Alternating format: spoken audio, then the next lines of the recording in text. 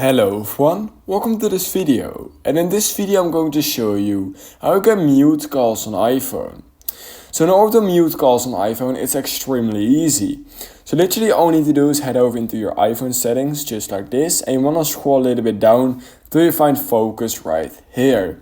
Then in order to mute calls, literally all you need to do is enable do not disturb, and what that does is though, it will literally just mute all your calls and it will immediately send your call into the voicemail. So when someone is trying to call you, it will immediately go over on the voicemail and you will not receive a notification that someone has called you. And yeah, that's basically the easiest way in order to mute calls on iPhone. So click on do not disturb and just simply turn it on. That is all you need to do. You can simply turn it on by going to your control center and then literally just clicking here, and then do not disturb will be enabled or disabled. And that's literally how you can mute calls on iPhone. So if you learned something from this video, I would highly appreciate it if you could like this video and subscribe to my channel.